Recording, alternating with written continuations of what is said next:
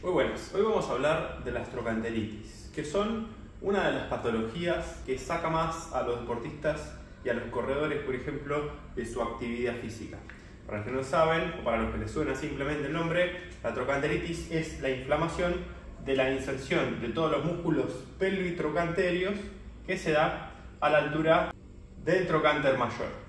El trocánter mayor es un accidente óseo que corresponde al cambio de dirección entre el cuerpo y el cuello quirúrgico del fémur. Y entonces tenemos una articulación fémoroacetabular, o sea, el acetábulo, que sería el espacio donde se encaja la cabeza del fémur. ¿Y por qué es importante poder trabajar para disminuir los síntomas, por lo menos, de esta patología? Porque todos los músculos que sostienen la pelvis y la traccionan, sosteniéndola obviamente, a este accidente óseo que mencionamos, van a hacer que la pelvis se estabilice, por ejemplo, en la marcha, en la carrera, en los saltos a una pierna, o que la pelvis se estabilice cuando estamos realizando una sentadilla o un peso muerto. Siempre que el cuerpo tenga una dolencia, lo que va a producir es un movimiento de compensación. O sea, tenemos la inflamación propiamente, que me va a dar en el cuerpo una señal, obviamente que va hacia arriba la cabeza de forma inconsciente, que me va a dar una señal de que hay algo que está inflamado, que no puede soportar esfuerzos, y entonces el cuerpo va a tratar de sacarle carga a ese lado. Y lo que va a producir mayormente son compensaciones en movimientos, pero también en la cantidad de fijación y movimiento que le dan las otras articulaciones. Por ejemplo, la articulación sacroilíaca es una que suele compensar, a veces cambiando la posición del ilíaco para que esa saliencia ósea no perciba tanta cantidad de tensión, o por lo menos intentar que no lo haga. Otra cosa que suele suceder es que los espacios intervertebrales empiezan a sufrir pequeños cambios, porque la columna, al entender que no puede tirarle peso acá, va a tratar de inclinarse o rotarse o lateralizarse para, como ya les dije, producir menos cantidad de carga sobre este lado. Obviamente no lo va a poder hacer porque somos seres que caminamos sobre dos piernas, entonces eventualmente, es algo que ustedes vayan saltando, siempre vamos a poner todo el peso del cuerpo sobre un lado y luego sobre la otra pierna. Algunas cosas que pueden ver entonces a partir de esto es que empiezan a inclinarse, ¿sí? A veces hacia el lado de la pierna dolorida, a veces hacia el otro, depende qué zona de la columna, porque más arriba puede haber compensaciones también, depende qué zona de la columna sea la que está compensando o qué zona de la pelvis sea la que está compensando, ustedes van a tener una posición antiálgica, o sea, una posición que busca no tener dolor o no percibir dolor de esa zona lesionada, a la vez busca sacarle carga a esa zona lesionada. Entonces empiezan a tener este desbalance en las posturas. También puede ir el desbalance hacia abajo, de manera que, por ejemplo, la pisada empieza a alinearse hacia adentro o el tobillo empieza a caer hacia adentro y llevar más hacia afuera, digamos, el cuerpo, la pierna en general. Pero esos son todos detalles que en realidad tenemos que evaluar en uno a uno, porque todas las personas pueden hacer compensaciones diferentes. Lo que sucede con estas patologías, más allá del cambio de postura, es que vamos a tener una modificación en la cantidad de tensión que van a ejercer los músculos. Por lo mismo que dijimos recién, como tenemos una inflamación en este nivel,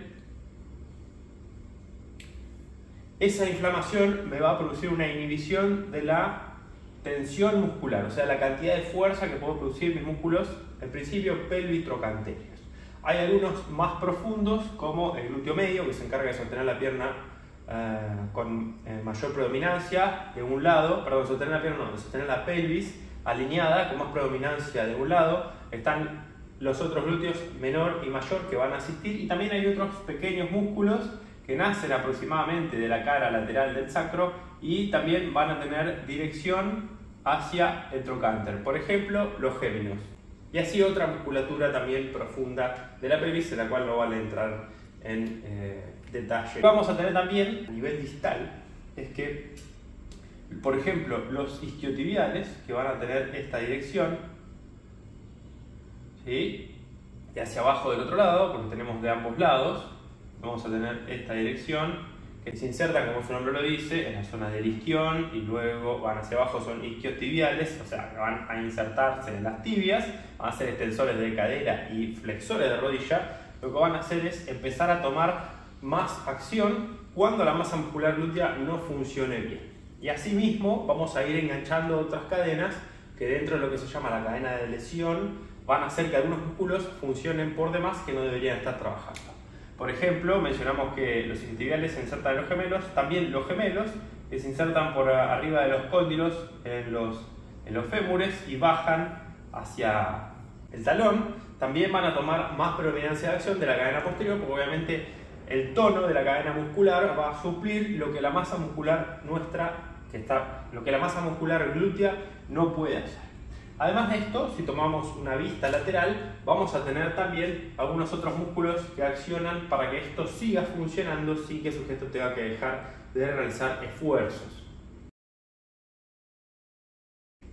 Si miran de este lado, dibujé una vista lateral de la pelvis, donde vamos a tener entonces las inserciones de todos los músculos pelvitrocanterios que van aproximadamente desde la línea media del sacro y desde el ilíaco hacia el trocánter, y fíjense que van a tener esta dirección. Este sería aproximadamente la zona del tensor de la fascia lata, ¿no? Y acá tendríamos los glúteos más profundos, más superficiales, y todos estos van a confluir, entonces por eso dijimos van a ser extensores de cadera, van a llevar la pierna hacia atrás, y cuando estos no funcionen, obviamente los isquiotibiales, que van del isquión a la tibia, van a tener que aumentar su tono. Y otro grupo muscular que va a tener que aumentar su tono va a ser la zona de los paravertebrales, porque todo el cuerpo va a tratar de compensar en extensión la calidad, la cantidad de fuerza que no tiene en esta zona de la pelvis. Entonces, además, esta musculatura, fíjense que está ubicada justo sobre la pelvis, es una musculatura que da balance a la posición de la pelvis para que ésta se mantenga alineada justamente sobre la pisada. Si esto empieza a fallar, vamos a tener otras fuerzas musculares que van a tener que ejercer más esfuerzos. Así como esto entra en un desbalance, ustedes van a empezar a también poder percibir lo que son los dolores en la parte anterior del músculo. ¿Por qué? Justamente porque esta zona y esta zona, cuando entran en déficit, pueden dar dolor irradiado. Hay algo que se llaman dermatomas, que son zonas que corresponden a los niveles vertebrales que me van a dar sensibilidad hacia abajo, hacia adelante, porque toda la inervación, como ustedes saben, sale de estos niveles. Entonces, esa musculatura, cuando empieza a haber cambios de posición, cuando empieza a haber cambios de líneas de fuerza, también esa musculatura puede empezar a forzarse, como ya describimos, y va a empezar a dar síntomas en otras zonas. Ni hablar que la inervación que sale de ahí puede empezar a hacer que ustedes tengan, por ejemplo, inflamaciones rotulianas, porque al no funcionar la pelvis, al no funcionar la masa muscular glútea, ustedes van a cargar el peso tal vez más hacia adelante, o van a desplazar el peso más hacia adelante.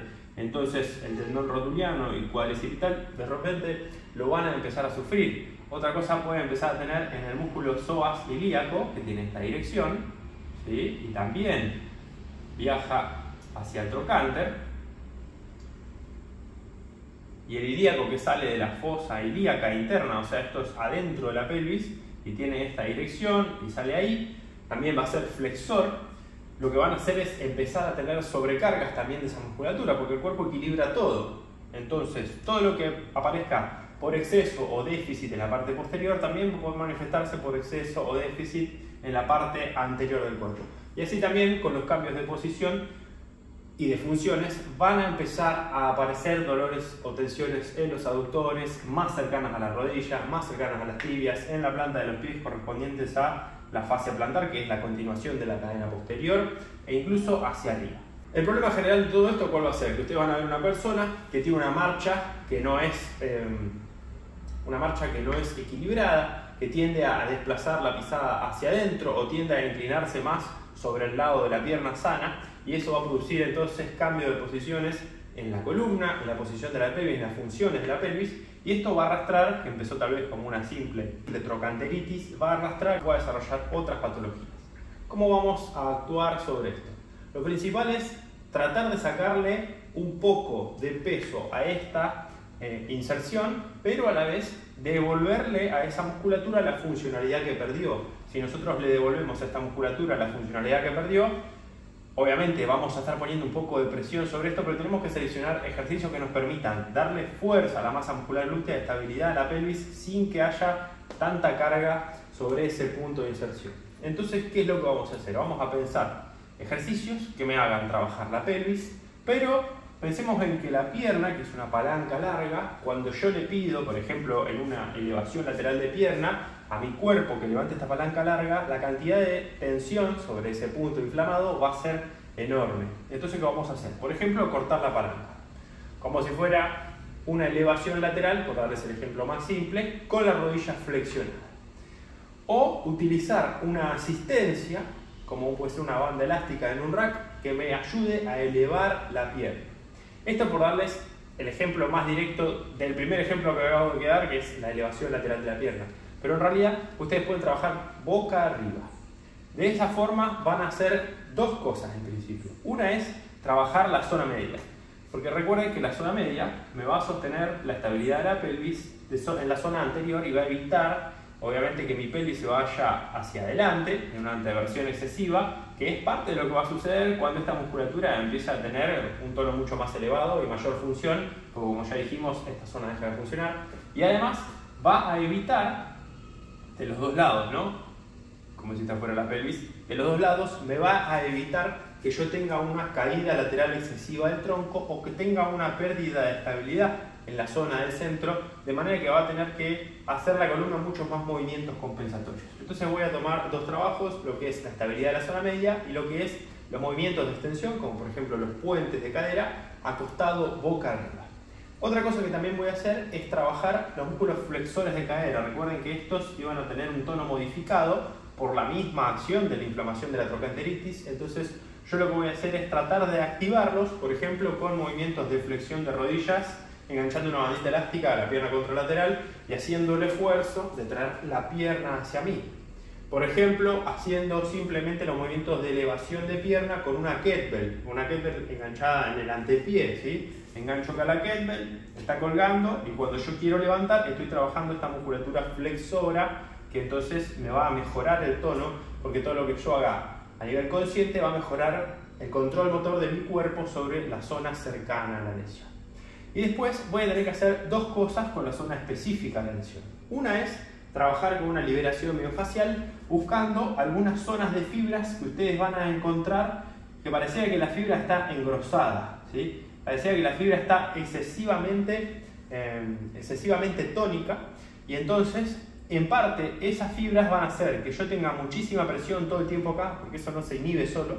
Entonces lo que yo voy a hacer es trabajarlo con liberación miofacial, o si tienen algún kinesiólogo que les haga punción seca, pueden trabajarlo con punción seca directamente ahí, trabajarlo con liberación miofacial también, o con punción seca además, para liberar otros puntos que pueden ser zonas de fijación, donde esa tensión de fijación, a veces esta lesión se produce por repeticiones excesivas de esfuerzos, de saltos, de carreras, empieza a darme una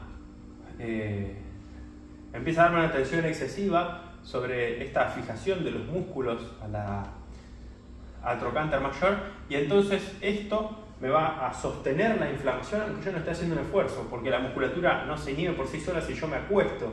Simplemente deja de funcionar porque yo quiero, pero sigue manteniendo un tono elevado. Si no saben lo que son las fijaciones musculares, pueden entrar y ver la clase sobre puntos gatillo que les dejé también en el canal. Así que trabajar con liberación miofacial todas las bandas tensas musculares que yo encuentre, y además repasar los otros músculos, por ejemplo isquiotibiales, por ejemplo las zonas laterales de la columna, donde van a hacer la liberación miofacial ingresando de lateral y oblicuo a la columna. También van a ver videos de liberación miofacial lumbar en otras partes del canal. Entonces, con la liberación de los excesos de tono que va a traer como consecuencia esta patología, que se produce un descontrol general del tono, más la activación de los grupos musculares, de los glúteos, de los flexores de cadera, más la acción de los músculos abdominales, ustedes van a poder empezar a sacarle tanta predominancia de acción y tanta presión a la zona que recibe la tensión de estos músculos pélvicos, y van a poder empezar a hacer funcionar un poco mejor todo el resto. Obviamente, como es una zona superficial, pueden aplicarse hielo. Obviamente las elongaciones en muchos casos le van a sacar tensión porque van a estar elongando esta musculatura que está hipertónica, pero en otros les va a dar más dolor. Así que yo les diría que lo que son elongaciones lo prueben. Si en el caso de ustedes o de sus pacientes o de sus alumnos les da resultado una elongación, pueden trabajar la elongación. pero no dejen de hacer el resto, o sea, no dejen de buscar los puntos para hacer la liberación miofascial en glúteos, no dejen de buscar la liberación miofascial en la zona posterior, en los cuadrados lumbares, por ejemplo, que suele muchas veces traer problemas a esta zona cuando hay un exceso de tono en tus cuadrados lumbares. Vas a tener fijaciones laterales a lo largo de la columna musculares que van a dar síntomas hacia abajo, ¿sí? Por el mismo dolor reflejo que hablamos de estos dermatomas, también hay miotomas, ¿sí? O sea, dolores musculares que se reflejan hacia abajo, como pasó el otro día con una paciente. Y entonces, trabajando en zonas periféricas a lo que es la lesión en sí misma que está diagnosticada o la que se ve en el estudio, ustedes van a sacarle presión y tensión a esa zona que se está haciendo tal vez cargo de muchas funciones a la vez. Entonces, esto que les acabo de mencionar en ese pequeño protocolo de liberaciones miofaciales, activación muscular de algunos grupos periféricos sin poner tanta tensión sobre este punto de recepción de toda la tensión, más las activaciones musculares con ejercicios externos a esta zona, les va a dar una mejora tal vez en las funciones.